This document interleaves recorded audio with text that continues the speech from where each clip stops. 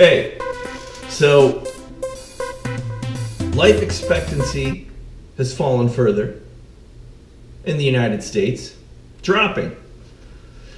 The strange part about that, you're going to have a higher number of older 50, 60, 70, 80, 90 octogenarian, centenarian, septuagenarian, whatever genarians in this country than young people. So our birth rate's falling. These are the stats, man. Suicides are at a 50-year high. Overdoses are at a record high. Overdoses on class 1 substances, heroin and whatnot, massively high. They're going to have a new birth control pill. It's a salve. It's a gel that a male can put on. You won't need a condom anymore, other than sexually transmitted diseases, which are also on the rise. So, weird times. Why is the news always, I don't know, is it bad? Is it fantastic? We lead with fantastic statistics to hook you in and get you tightened up to read my article. I don't know.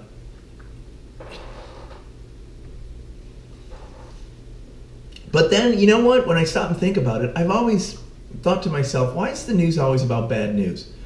And then every evening with Lester Holt, at the end of the show, he does like a 2-minute on some kind of touchy-feely, warm bullshit story.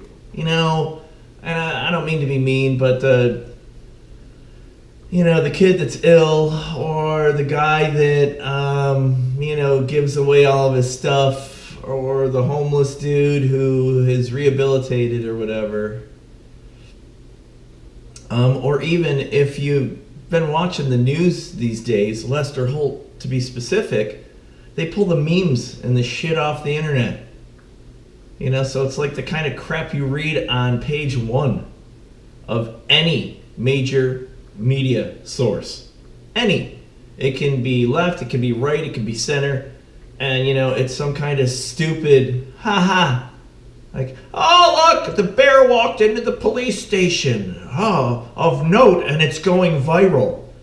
How does that show up on national fucking news? Some wasteoid piece of shit story. Because there's a recipe to capture nightly news viewers. I don't know. Whatever. The news is garbage anymore, I've said it. And your independent pages, which also become tainted because they have millions of viewers and they make a ton of money, but, some of them hopefully Breitbart or Drudge or Yahoo, Yahoo's a little different, right?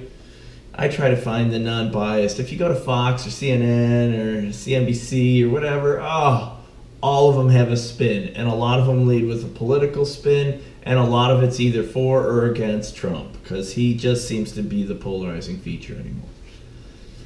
But whatever, you got to be informed, you got to read some news. And the fucking Wall Street Journal, you click on a page, it lets you read New York Times too. 3 free articles, 10 free articles, 8 free articles, and then you got to pay. You dickbags. I guess that makes sense. You always had to pay a dime or a quarter or 50 cents or $1 for the paper. Why wouldn't you pay for the digital media? And why do you get upset about that? News has to be collected, consolidated, filtered out, vetted, crafted to be consumable, and shared. It costs money, man! Weird. Just my thoughts on the news. I'm going story, strange one, and I wanted to pose this to some of the folks out there, all one of you that's listening. This missionary kid, I think his name was John Chow. Oh, what the hell was his name? Yeah, John Chow. He was, he was killed,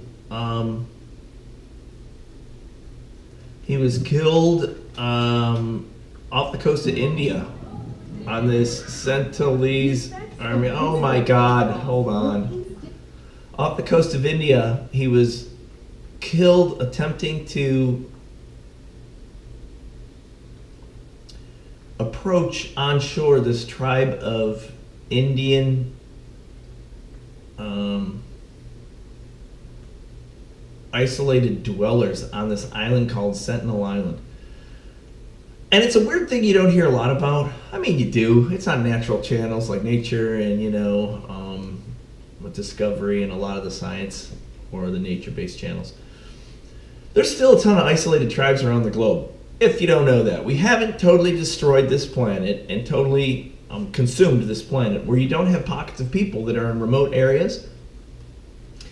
Even in this country, West Virginia, yeah, it's not like that anymore, but there's pockets in the U.S., right? Out in the desert, in the, Smoky Mountains, the Blue Ridge Mountains. When you go to high altitude out in Colorado, there's some very, very minimally exposed towns.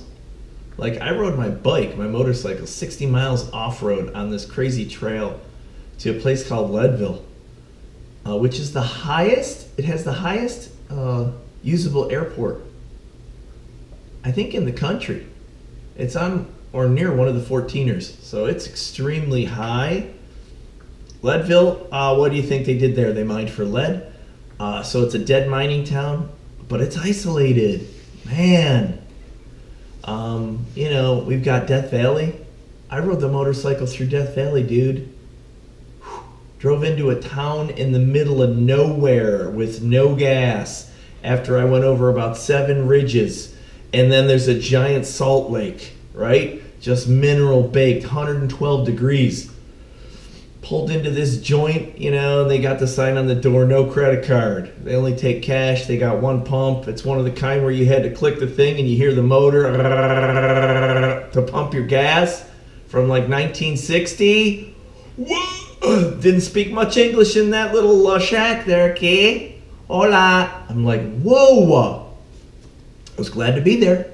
Filled up the tank. Holy crap. That tank was a 3.5 gallon on the Honda that I had. So you'd get 120 miles. Dude, 120 miles, that thing was bone dry. The little red alert light went on and said you're on reserve. I kept riding for 22, 25 more miles. Came in on fumes. Stopped the bike. I didn't even touch it. As soon as I glided to a stop at the gas station, the bike went, like it was a fucking Looney Tune. Like, dude, I got nothing left. Yeah.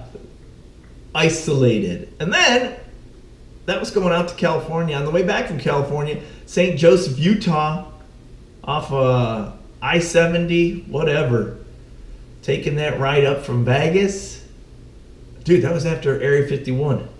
Saw the UFOs. Yo, man, you got any UFOs? Nah, man, just pay for your gas, bro. There ain't no UFOs. I ain't seen no alien. You want to buy a poster? Fuck out of here. Yeah. Isolated. This country is massive and can afford to have those isolated locations, but not isolated where you're completely cut off.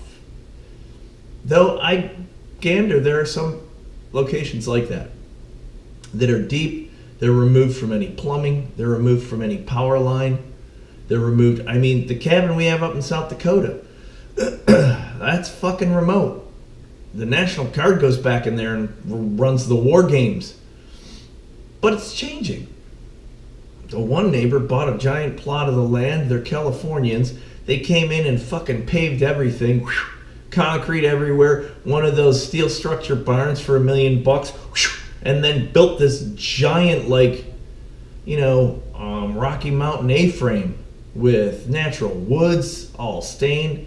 You're like, oh, Jesus, there goes the neighborhood. Not very rural anymore. And that's sort of what happens, right? But this cap, John Chow, he was 27 or 29. He was quite a world traveler. He seemed like he was a very knowledgeable, good kid. He posted a lot of crap on social media. He was Christian. He was a missionary. I guess he'd attempted to contact this tribe before. I don't want to put words into whatever his head was or whatever was stated about that. I think he had openly professed his desire to spread the word of God, his Christianity. And it's good. There's nothing wrong with that. I mean, hell, that's been a theme for, changing the dark continent. I'm going to say this once again, my old man. My father used to say, dude, you think that the Aborigines in the rainforest are in Australia or something? The Yanomama Indians down in the rainforest somewhere in Brazil? Or the Watutsi tribe over in the dark continent of Africa? Or whatever the shit, anywhere, the fucking Eskimos? Remember that? What was his name? That was a archaeological study. I can't remember that dude's name, where they went out to the ice floats with the Eskimos. One of the few tribes left that for 6 months would eat raw seal. They would kill and eat the raw seal on the ice floe when the winter was there with their igloo. They'd eat the meat warm after the kill. They'd store the meat. They lived on red meat for half the year. Only, exclusively. Primarily uncooked. Nanook of the North.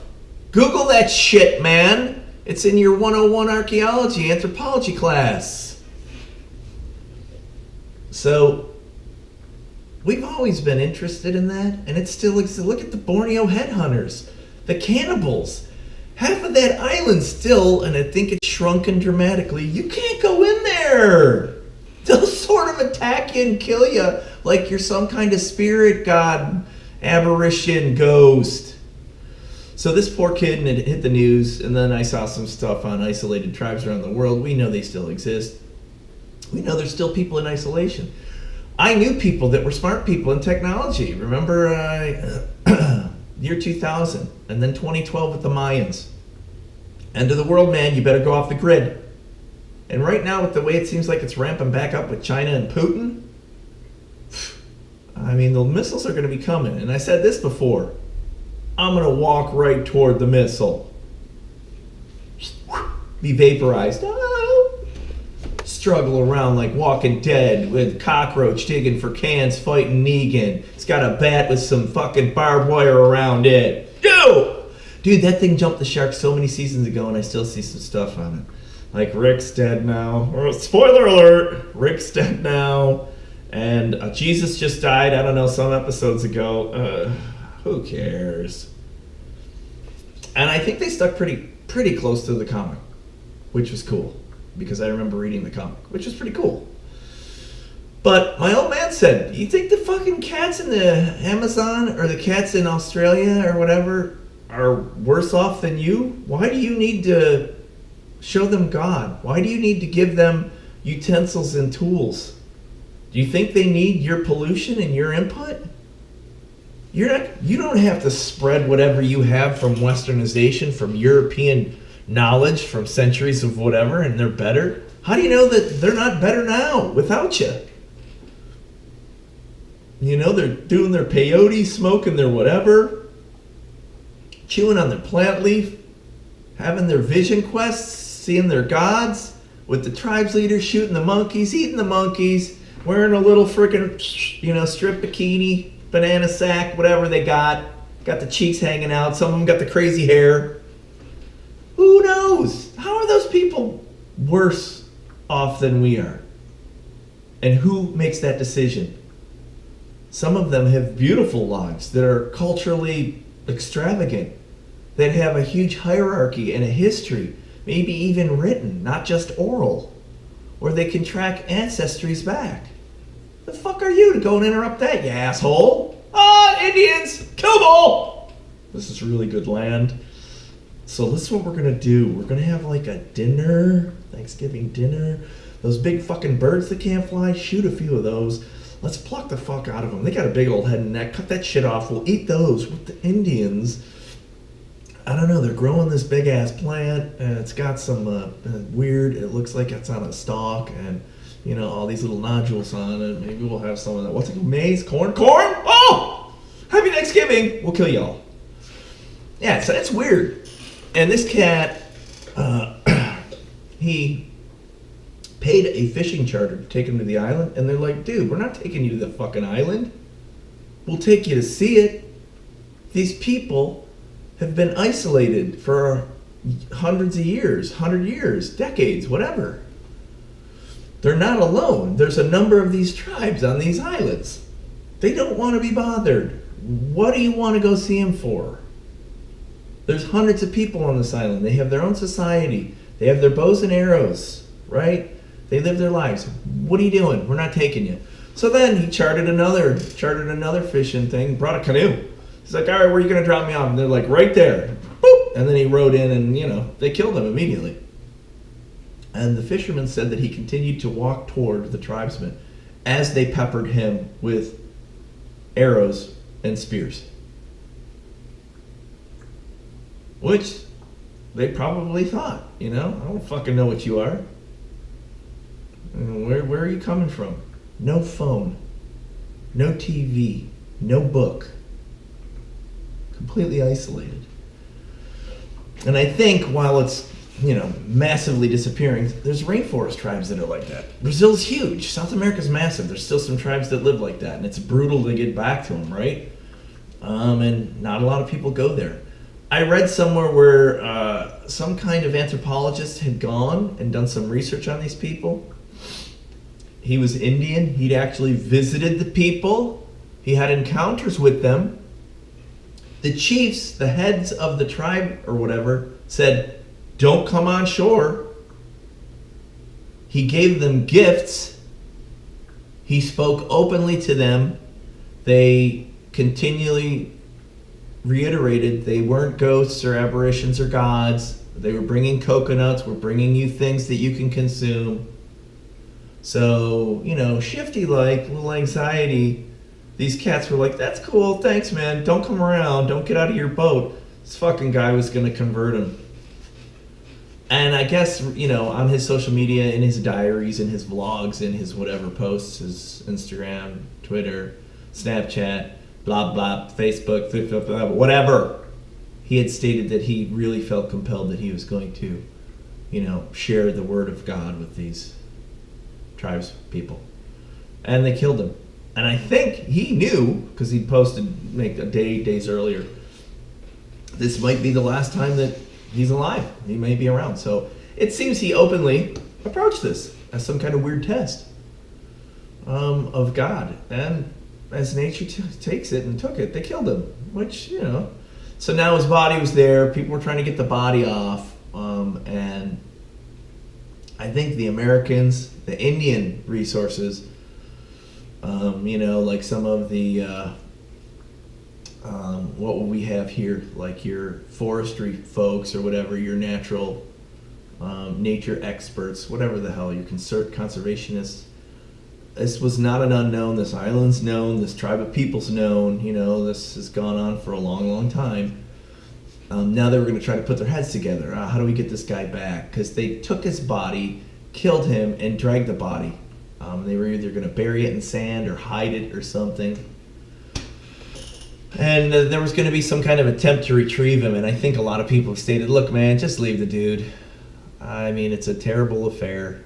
It's a loss. This was his choice. He seems to have known that he was going into this. So weird. But to contemplate that on this globe, there's groups of people that are removed from society. And what are your thoughts on that? And what if that were you? What if that was you? Like I said, I had smart people that did smart technological things for me, and they're like, I'm going off the grid, man. I'm going to buy a log cabin on this hill. Yeah, it's like got a septic tank. It's got like, a generator. What are you doing? What? Wolverines, attack. What are you waiting for the Russians to invade? What are you doing? I don't know. I'm walking toward the blast. Differing views, strange attitudes, religious or ethical or cultural. Shit. We have some weird things that go through our minds, even when we think that we're dealing with someone, something, some group that's very logical or intelligent or savvy. And then you get caught off guard by something like that. All right. What? He got killed by tribesmen? So that was a weird one. Yeah, or, like you go to Borneo. There's fucking headhunters there.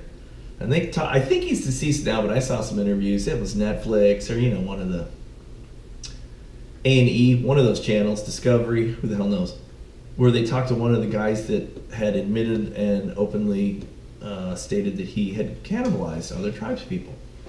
He was like, oh, yes, I like human meat. People still alive, man. That was the 50s, 60s, 70s, 80s. I don't know about now. Those places just don't disappear. They're protected by the governments. Those people, those tribes have rights. It's pretty cool. It's pretty strange. I don't know. But it's still a traumatic story, and it's still a loss. We lost a person, which is unfortunate. It reminds me of, Chris McCandless. Remember that kid that went into the wild? He had a trust fund. He was educated. He named himself Supertramp, whatever Supertramp.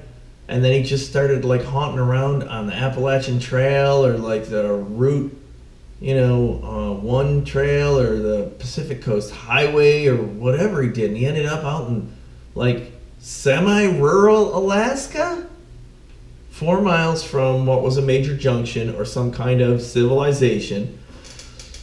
And that doesn't mean it was a town or something, but it was some kind of crossroad, major road where there were trucks. There was some kind of human activity there on a regular basis. And he'd hike to this hunting bus. It was this bus that had abandoned, that had been turned into some kind of lodge so that you could moose hunt or whatever, but you had to cross a river. And if you hadn't read it, Into the Wild, it was by John Krakauer. He's the dude that did Into Thin Air and Everest. Whew. And he applied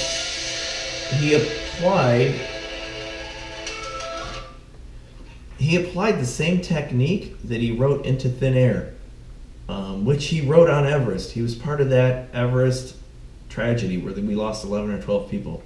One of those first years where, because there were so many fucking people climbing that mountain, you had collisions of climbing groups, and you had competition for routes and for the little dudes that carry your shit, and the nationality, and planting the flag, and paid for sponsors who gave you $50 or $80 or $100,000 to get them to the top with minimal climbing experience, really having no business going to the top of the highest mountain on the planet.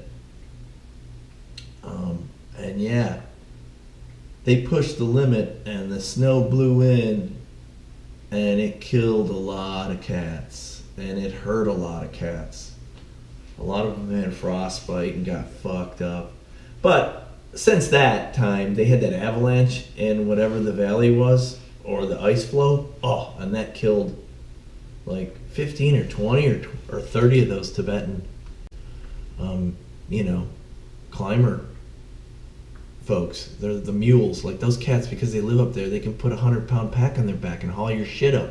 Your oxygen bottles, your tent, your fucking food, your ropes, all your climbing gear. Brutal. Yeah, and that was a major tragedy. That avalanche killed a lot of people over there. But I think it's changed. He wrote Into the Wild with Chris McCandless, and that's a great story. That was an awesome story, and that's a tragedy. And all I can remember when I close my eyes is, you see the picture of him, and he's smiling. He'd eaten, he was low on food. He was somewhat well-educated. He had taught himself about a lot of outdoorsmanship. He had a rifle. I think it was a small caliber. It wasn't a big caliber rifle. He thought he was going to kill some meat and have it to live off of. He didn't. So now he was no longer the hunter, but the gatherer. And he mistakenly picked some berry that caused internal issues. It wasn't dramatically poisonous, but it was poisonous enough where it sapped his strength. It gave him diarrhea, so it dehydrated him, and it totally fatigued him. and he starved to death and wasted away inside this bus. But the last shot of him, I think it was weeks before he died, was a shot, and he had his own camera and he took it outside. You could see the jugular veins in his neck. They were like cables. He was a fucking skeleton. Oh, crazy story. Awesome story. And Krakauer did a great job. John Krakauer writing that thing. Woo! Into the Wild. Then they did a movie. I think Sean Penn was in it. I don't know who was in it. Definitely didn't do the book justice. But yeah, weird. Isolation, off the grid. Tribes people. And then, trying to convert them. Hell, when they were in Africa, right, they got eaten. Livingston. It's not a new theme, but it just seems silly nowadays. Or not silly, strange, unusual. Well, you got Musk's Tesla with Starman in it floating into outer space, and some kid that gets speared by a tribe person walking on a beach on some isolated island. That was weird. I question that. I find that interesting. However, from all the doom and gloom, it's now proven your Apple Watch, the 8 trillion everybody bought. The Apple Watch, I don't have an Apple Watch. Shout out to the sponsors. I don't want an Apple Watch. I don't have many Apple products, though I have a MacBook, and that's old. That's 2011. Surrey Bridge, i5, powerful, but I took out the crappy disc it had in it. I put a solid state in there. Oh, then I put in the CD spot. I pulled the CD player out and put a 500 gig spare drive in there. And I upgraded it. I think it's got 16 gig, whatever the max would be. I don't think you get 32 gig of memory. 16 gig of memory, SSD, whatever, high speed. Oh, that thing in its day, even now, still kicks ass. Whew, MacBooks. And that's the aluminum case you can take apart because it's got screws in the back, even though they're minute. Fucking new ones with their little whisper design. That's all single piece. Crafted aircraft aluminum. Can't even crack those open. That was one of the last you still could. But yeah, your Apple Watch, when the fitness tracker is tied to reward programs, will add a potential 2 years to your life. That's what some behavioral technological study has just found from RAND in Europe. RAND Europe or something like that. It has to be rewards. It entices users to participate in 4.8 days of activity a month, as opposed to non-wearers and users 3.7, which potentially equates to 2 additional years of healthy living. Dude, what statistician freak from like Bangalore, Mumbai, I don't know, came up with that? That's what they're saying, and I sort of agree. We're a weird animal. When you have a watch that buzzes and then it goes, "Go, good job," and it makes a noise, "Boodly boodly boodly boo," or it's this thing. And you're like, "10,000 steps." It is a positive reinforcer. Oh, Pavlov. We are Pavlov's dog, right? It trains you to do shit that's healthy or unhealthy, whatever. The fitness tracker, it trains you to be fit or more fit. So that makes sense.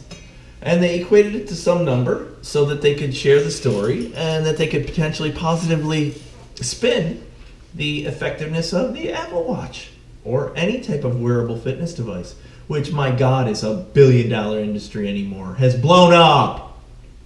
Everybody's got them. They go around your chest. You can wear them. You strap them on your head. Put them in your mouth. I'm sure there's going to be some kind of cyborg fitness module thing soon that you inject into your rib or stick in your wrist or whatever.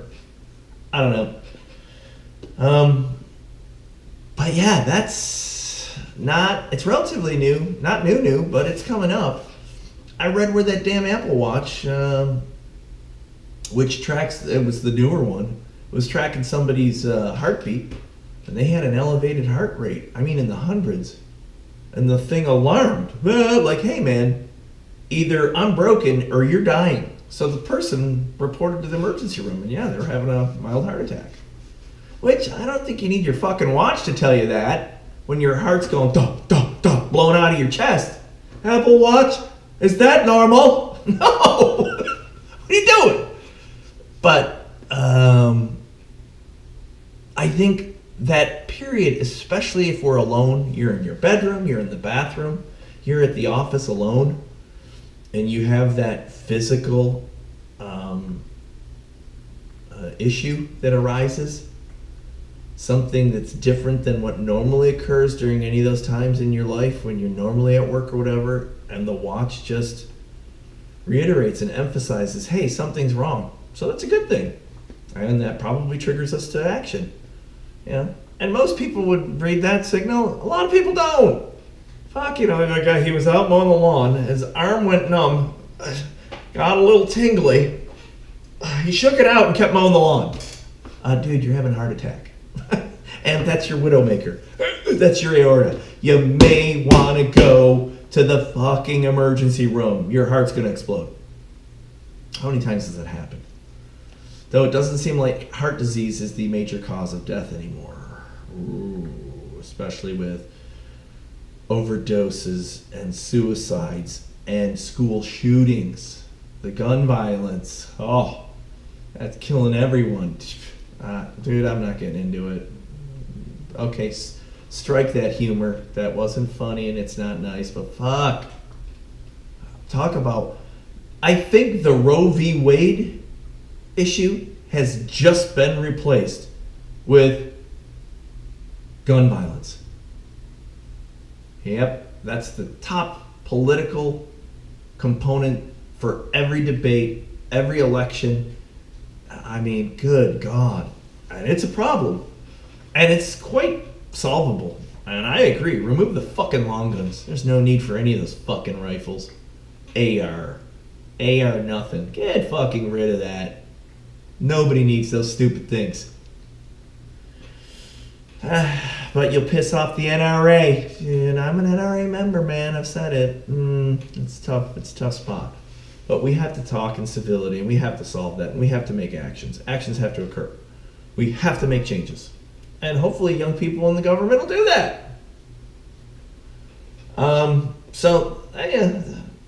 Don't be mad if you don't agree. I get it. There's two sides to every argument. Terrible news. Really bad news. They have canceled the reboot of Murphy Brown due to historically, unbelievably, horridly low ratings.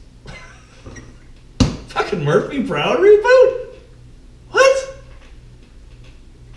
Candice Bergen? Mary Tyler Moore? What? I think my mother watched Murphy Brown. Don't get me wrong, I think there was some funny stuff to it. Those were the days of the sitcom, the situational comedy in the workplace, right? Those days are gone. They were replaced with The Office, right? Office Space, Parks and Recreation. Like absurd comedy. It went to the next levels. And they were replaced with 911, what's your emergency? Chicago Fire, CSI Miami, Special Victims Unit. I get it, right? But that was decades ago, man. What retard in Hollywood? Dude, and there's a lot of them. Magnum PI? I don't know how the ratings are going on that. Maybe reboot. It's like they said, hey, let's go back to 1978. Go through the fucking list of shows. Pull all those shows. Let's redo them. I'm not rewriting shit. Get the same scripts. Do it. Weinstein, they're putting him in prison forever. There's no fucking writers. Nobody wants to do anything. Grab the old stuff. I don't know. Candice Bergen, wasn't she 90? Ay. Yeah, they canceled that. Surprise. I don't know. And it was weird. I was watching one of the classic channels, whatever they are on cable, and they show all the really old shit, Leave It to Beaver or whatever. and it had Carol O'Connor when he was the cop. I don't even remember the show. And my mother loved that fucking show. He was the police chief or whatever, sort of in the Deep South with like the bumpkin and the black dude and like the big good looking guy with the feathered hair because it was 83 or 82, whatever year.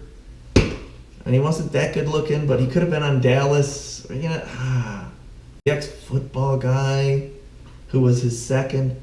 Horrible shit. Like, I mean, 10 times worse than Chuck Norris. Because fucking A, Chuck Norris is Chuck Norris. Carol O'Connor as a police chief? Archie! Oh, come on, Archie! Don't think me to meathead! Edith. Oh, Edith. If I don't hear shit from you, it's coming from the Jews. Could you imagine that fucking show on TV today? Yeah, that wouldn't work.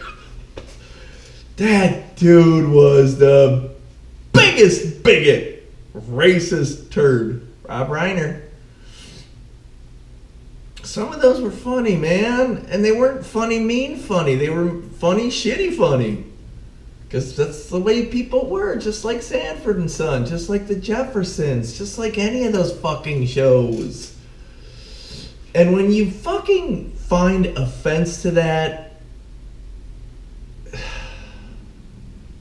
and you don't try to quantify in your brain what the circumstances were that happened, be right, wrong, or indifferent, that those shows were produced, that those actors and actresses made thousands or millions of dollars, those studios did.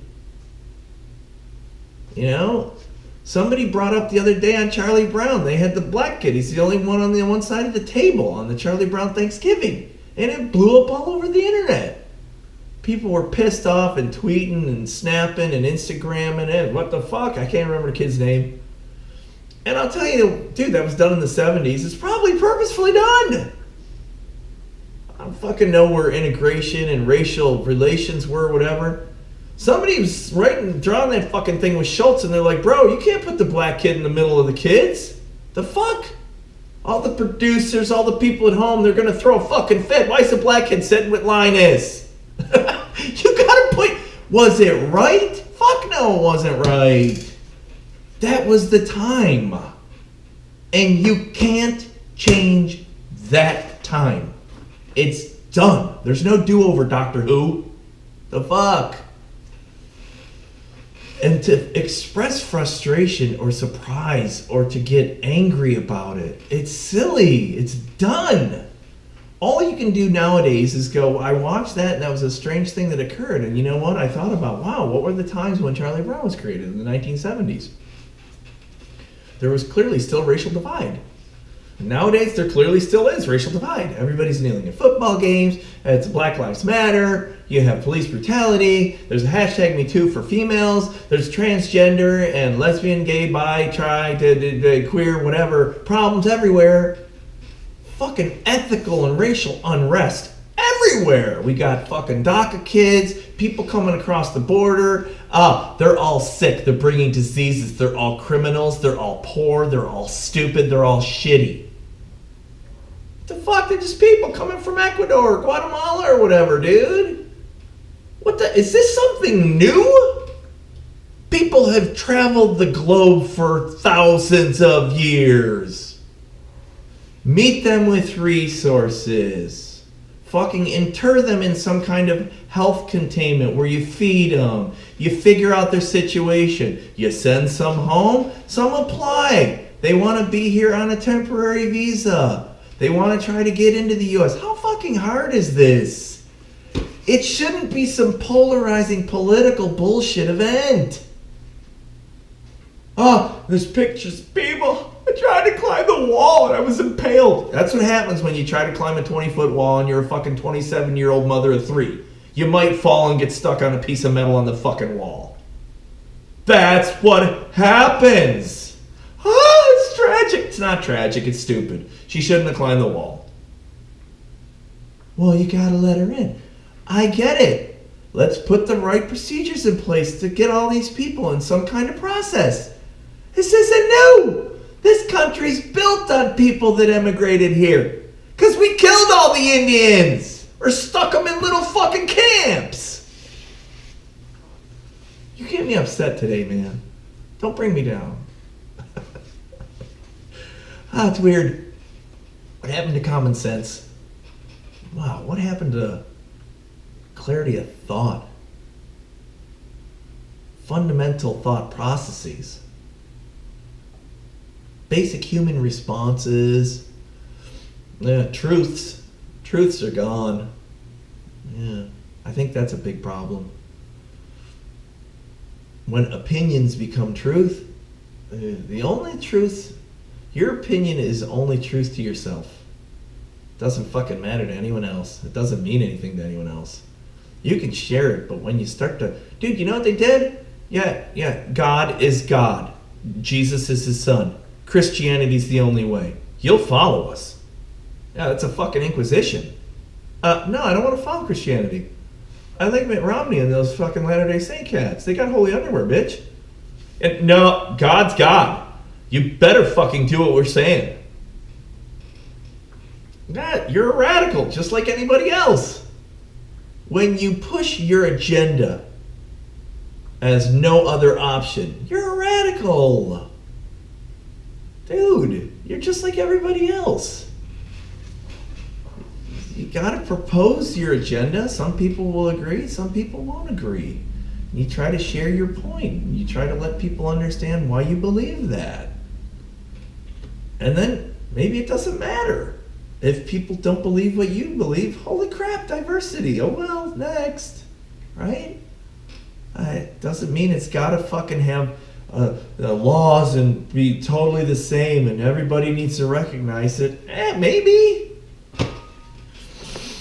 Weird world. Anyway, so that was bad news. No more Murphy Brown. That really rained on my day. Yeah. On a lighter note, I got good news from an individual that he's going to have a baby. A younger gentleman that I know. And it was awesome news. Made the day yesterday. Called me up late and he's like, yeah, man, gonna have a kid. It's like, holy shit. I said, truthfully, from my brain and my heart, sometimes, many times, people tell me they're going to have a child, and I'm like, ooh, are you sure? And this is coming from me, with children all over the fucking world. I'm not much of a sounding board. Not much of a baseline there. But I thought of him having a child, and I was like, oh, this is awesome. You're an awesome person. The world could use another one of you, and you're going to be a great parent, a great dad. So that was awesome news. Ended on a high note, and I wanted to share that. I'm pleased, and it was something to celebrate. So with diminishing birth rates, opioids, and heroin overdoses, diminishing life rates, life expectancy rates. One of my friends is having a child. Yay! It's all good. Let's just keep going. Keep crack-a-lacking. Have an outstanding day. I wish you well. I'll talk to you soon.